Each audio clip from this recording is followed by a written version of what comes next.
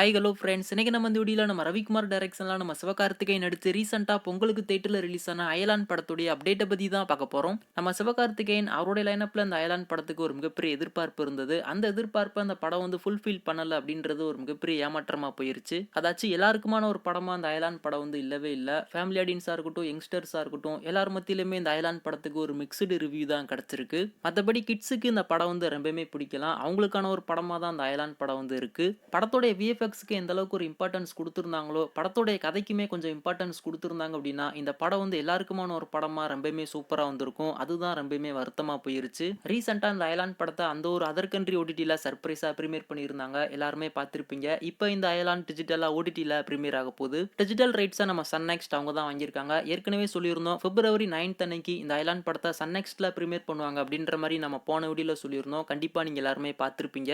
இப்ப நம்ம Sun next அத வந்து அபிஷியலாவே கன்ஃபார்ம் பண்ணிட்டாங்க. பிப்ரவரி 9த் அன்னைக்கு இந்த அயலான் படத்தை சன் நெக்ஸ்ட்ல எக்ஸ்க்ளூசிவா பிரீமியர் பண்றாங்க. அதுல குறிப்பா அந்த படத்தை 4K டோல்பி Atmos, 4K vision, HDR 10+ அப்படின்னு சொல்லிட்டு இருக்கிற எல்லா ஃபீச்சர்லுமே இந்த அயலான் படத்தை சன் நெக்ஸ்ட்ல பிரீமியர் பண்றாங்க. சோ நீங்க யாருனாச்சும் இந்த அயலான் படத்தை பார்க்கல, உங்களுக்கு யாருக்காச்சும் இந்த அயலான் படத்தை பார்க்கணும் அப்படின்ற ஒரு ஐடியா இருந்துச்சுன்னா பிப்ரவரி 9த் அன்னைக்கு கிட்ஸ் அண்ட் ஃபேமிலியோட அந்த அயலான் படத்தை சன் நெக்ஸ்ட்ல போய் பாருங்க.